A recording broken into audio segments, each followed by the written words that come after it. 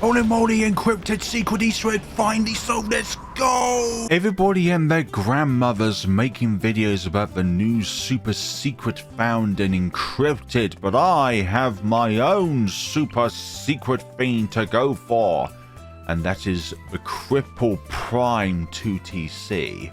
Summer Sniper here, put you on strong so that you're targeting the fastest balloons at the moment, and let's get cracking! Sniper Micro until we get the heli is a lot of fun. What is very important is that we get the shrapnel as soon as we possibly can so we can hit multiple targets rather than always only hitting a single balloon at any given point in time, which is very bad. Let's use the crusher to destroy some of these red balloons over here, and hopefully that makes a difference. Should do. Okay, blue balloons, green balloons, more blue balloons, again green balloons. We're gonna need to pop some of these blue balloons, for goodness sakes. We need them pops, but then again we've still got a green issue going on here. I need a crusher up. Let's use it on that horde of red balloons there, and that should be good, question mark. Don't make it to the end there, thank you. Shrapnel shot is ours. So yeah, the first few rounds are going to be very difficult here. Put you on close so that you're always targeting as many balloons as we possibly can, because this thing's weakness is being able to hit multiple targets. And the only thing that can really help us out here is having the shrapnel shot. Also in update 43, the Cripple Prime has been given some changes, including making its bullets explosive. Put you on first now so that hopefully we'll be able to get the majority of these while they're up here, but I'm still a little bit hesitant. Let's be on close actually just to get rid of some of these back here, but still I'd rather target these groups of ones, but I guess it's just not going to be it. We're going to need to do some microing. Let's get the backmost set done and dusted. Hopefully we can clear the rest of this round, hopefully. Thank you very much, Ninja Kiwi. I mean me. So we're not going to get full metal jacket, despite the fact it might help us out when it comes to green balloons and yellow balloons and all that jazz, but we really need our helicopter down as soon as possible, so we're just gonna have to bite the bullet with this one and just go with it. Come on, yellow balloons, don't be a threat to me now. Okay, round 13. This is going to be a very annoying round for me, just because of these space green balloons. Making it so that an opportunity to be able to pop them is really difficult because they're not spaced together. I'm gonna need to put you back on strong. Yeah, this is not gonna go well. Like, because of the fact that we're always trying to alternating our targeting here just so that we can actually do this is really annoying. You're facing the wrong way. I need you to face the other way. No, you're gonna leak, aren't you?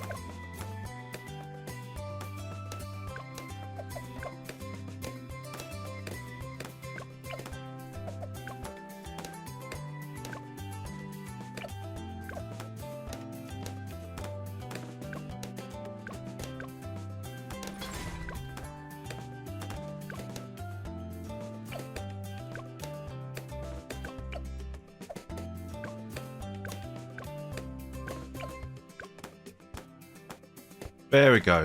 Finally, that took so long to do. Like another 20 minutes added onto there. That's annoying.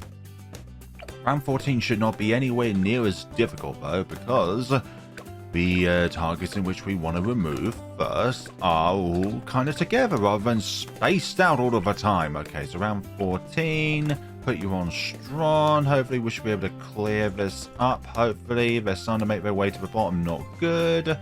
But that should do it. Round 15 is going to require the crusher again. Let's see what we can do here. So yeah, pink balloons making their debut here. Really annoying, but we can wipe them out so that they have reduced speed, but it's just a matter of these yellow balloons. Come on now, come on now. Let's use a crusher there and destroy the remaining really, well, healthier balloons here, and that should... Okay, I need to go there. That should do it. Okay, round 13, super bloody annoying, but we are here nonetheless. Now, where shall we put our prime? We're going to put you over here, actually. And yeah, this is it. This is sorted until the round that is called 95, which is an absolute pain in the butt. But we do need full metal jacket, otherwise we'll have no means of popping the lead balloons starting on round 28. It's been confirmed that the super secret Easter egg in Encrypted was actually added in update 42. So, in Ninja Kiwi's patch notes about super secret stuff, and put it into the game, sorry, that is what they were relating to. We're going to get Razor Rotors as our next upgrade. I don't even need a large caliber at any given point in time, just for means to be able to pop lead balloons just for a little bit of reassurance. And keep you on pursuit until round 95. Also, Heli Pilot. I know, a very poor example of a pirate. Octa Jones, Pirate Brickle, who knows what other pirate-related characters are in balloons. The Monkey Pirates and Pirate Lord all come together for one big old swig on the poop deck. Well, the same Prime has, the Cripple MOAB has been buffed in this update. Some of the prices have also been nerfed by having them higher, so I think in some cases you can't do a solo sniper. At a certain point you need either multiple snipers down, or you're going to need another tower in order to compensate for your flaws, because snipers are really good for single target damage, but I'm just going to say this right now, unless you go for like bouncing bullet, it's just not good against multiple targets. Like, I know there's like Elite Defender, which is very good when it comes to its attack speed, but then you have to choose either the ability to pop lead balloons or the ability to pop camo balloons, and you can't have both because they're both locked out of the particular crossbars unless you go for both of these. Then again, you do have the supply drop upgrade, which enables only the bullets themselves, not the shrapnel, but the bullets to be able to pop lead balloons. I'm going to put you on camo prioritization now, so I don't have to do it later on when round 95 presents itself, and I need you to always target the DT so that then they can either be halted temporarily or be destroyed. I can't really do that unless I have you on camera prioritization, even though Tron already does it, but I just preferred being able to have that 100% sure way of being able to actually target the first most DDT rather than target the ceramics and all that jazz, because those aren't the things in which we can fully utilize our damage on, for goodness sakes. Apache Dark Ship is with us! Look, Mom, can I have Navark of the Seas? Don't worry, son, we have Navark of the Seas at home. Meanwhile, Navark of the Seas at home, play Encrypted, get yourself a snazzy sun temple, put 4 different towers down in their respective graves, and just watch as the center of the map unfolds into some kind of monolithic behemoth from the underworld, grabbing all sorts of different monstrosities and being worse against ceramics than fortified ZOMGs. They call this combo the Cripple Prime, but that sounds like an attack move that you would use against a Prime class Transformer, and it only works very well against a Transformer that is a Prime. Against something like Bumblebee and Ironhide, it's just not going to do very well against, because it's the Cripple Prime attack. Apache Dark Ship does really fall off when the 3-round plays come into play, so Super Ceramics it struggles against. A lot of really healthy Moa class balloons it really struggles against. Like, you could say that about any tower, but you definitely notice it past round 80. Probably even like on round 80 as well. You notice it just because of the ZOMG. But yeah, round 60, BFB, absolutely no issue whatsoever here. So let's talk about why the Apache Prime is not very good against DETs, which is something I've not yet brought up. The Apache Prime has 4 different kinds of attacks.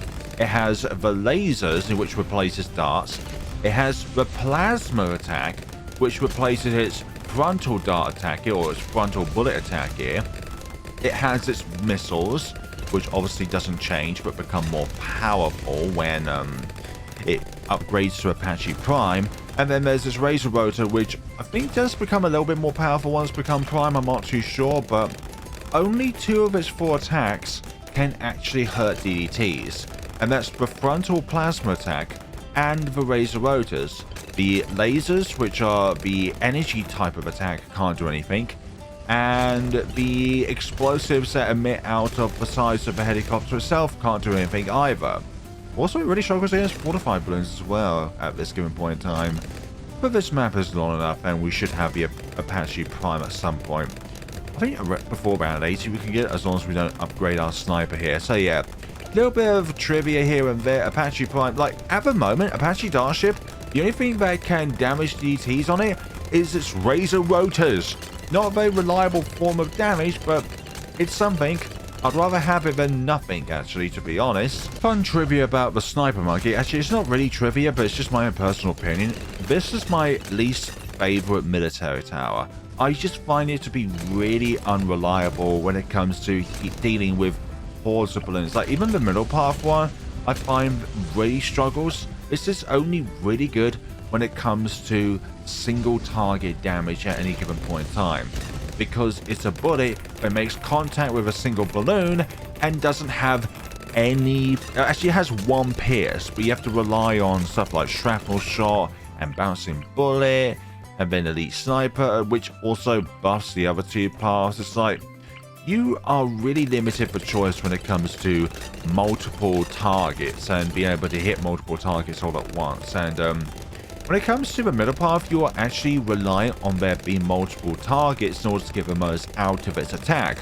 Otherwise, you're only going to do a very minuscule amount of damage. You know what? Next video idea, I'm going to be ranking all of the different kind of base towers and what my feelings and thoughts are on all of them. Sniper is definitely going to be like one of my least favorite towers. I think it probably actually is my least favorite tower in the entire game. I really don't like snipers in general. The only thing I really like them for is the top path utility to be able to do bonus damage against any crippled targets, to be honest, really. Like, that's the only thing, like stalling. Like, I don't find a big purpose for either the middle path or the bottom path, especially since Ninja Kiwi tanked its normal damage type on the bottom path by default. So you could have shrapnel shot with Elite Defender, and Elite Defender will be able to go against DDTs, but because they changed its damage type from normal to sharp, then obviously its utility is much less. That's just my general opinion. Sniper Monkeys, my least favorite tower of all time. Perhaps it is definitely, but it's definitely my least three favorites at this given point in time. I think also as well, I know I use them a lot, but beast handlers, like in like 2 Megapop videos and all that jazz, beast handlers are also down there, but I think it's just mainly because of their kind of microing, and also the fact that Ninja Kiwi has really nerfed microing on beast handlers over the coming months, actually, because of the fact that, well, you can't really just like micro one pet without it affecting the other pet. So you move one beast, and then it affects the other beast's ability to be able to be moved immediately. I think if you move one beast, it should only affect that one beast rather than affecting both beasts. It's like, hey, that dino moved over there. I guess I gotta wait my turn before I can move said bird or fish. Anyways, round 76 is done and dusted. Large caliber, deadly precision. Then we're gonna go on to main MOAB, which deals much more damage than deadly precision and immobilizes MOAB class balloons for a short time. I think it should also be able to immobilize super ceramics as well, just to be honest. Unless of course it already does, when I'm a bit of a doofus. But I think it's just mainly having this description just because of the sheer fact that, well, single target damage reliance on this really makes this a big old single target damage powerhouse. I just think, well, the Apache Prime can do that, but also it can affect multiple targets, so why not have the Apache Prime over the Cripple MOAB? ZOMG inbound. I prefer Churchill, honestly, over these snipers. Like, Churchill is one of my favorite heroes in the game, despite the fact that he takes so long to level up. Like, I just like the fact that A, Captain Churchill is British. I can't dislike the man when he is literally British. Just like myself, British. You want some? And also as well his utility as well, being able to target DDTs, being able to really solo DDTs in a way if you carefully micro his abilities, so that then you're able to use the level 3 ability alongside the level 10 ability. I think it goes level 10 ability first, and then level 3 when it comes to dealing with round 95. It's also always better when the higher the level Churchill is, because his armor piercing shells ability lasts longer if you are a higher level with Churchill. If not, then armor piercing shells doesn't really last for that long, really. The combo is here. Cripple Prime is now fully in operation.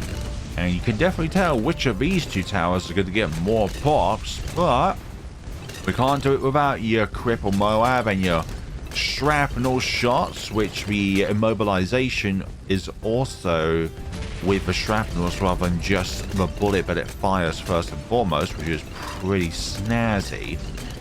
And also your ghillie outfit. Like, it's got one of the coolest designs, I think. This ghillie outfit, ghillie suit, whichever is correct, I don't care. Round 90, not a problem. It's only round 95, which is a huge issue. Just trying to balance all 30 DDTs on this round is so agonizing. There goes round 91. You're also able to stall these backmost Mario class balloons for as long as you can possibly so the Apache Prime can destroy the rest. Also, another thing about round 95, loose ceramics. They're a pain in the butt. Oh my god, the Cripple MOAB is really holding these ZMGs at the very back as long as they physically can, allowing us to put the fortified MOABs on the round without giving us too much worry here. So DDTs, not very nice. If that is how they are performing on round 93, then you're going to be in one hell of a treat to see how they perform on round 95. It's not very fun. Hold those DMGs for as long as you possibly can, and we're going to move our heli friend here onto follow mouse, because this is the only way in which you can really use its Razor Rotors attacks on round 95. So, also, in a way, it's better than having it on follow mouse, because the Razor Rotors are going to have a bit of a troubling time against these pummel balloons otherwise. So, what we're going to have here, first select our Cripple MOAB here. Going to put you on close, and hopefully we can get this done and dusted, but knowing me and my luck, we're not going to be able to do that. Put the Cripple MOAB over here, and then hopefully we should be able to do this, but things are not looking good so far. I don't like how the DDTs are acting. We really need the... oh my... no, this is not looking good actually. There's these backmost DDTs. And also the fact there's loose ceramics.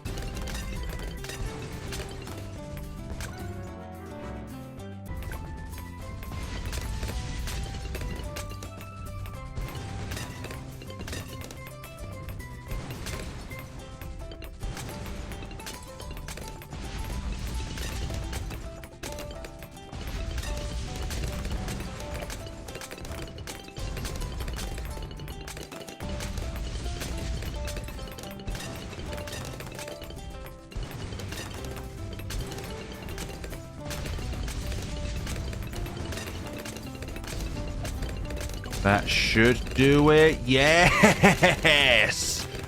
Brilliant stuff. Gone for round 95 of that horrific scenario. Don't want to do round 95 again with this particular combination. Thank you very much, and good night.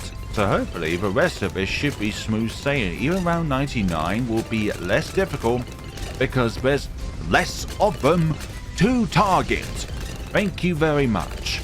Round 96 going very well here. Like, literally, that took me about half an hour to try and do that round 95. Just because of the micro involved is so stupid, honestly. Like, strong, close. Like, and also strong as well. It's like, you really need to constantly micro your sniper, but you also need to micro your heli as well, because these are two very micro anchor towers in order to make this particular scenario successful. And some people probably think, well, that requires only a very little bit of microing. You're just very crap at the game, flare balloons.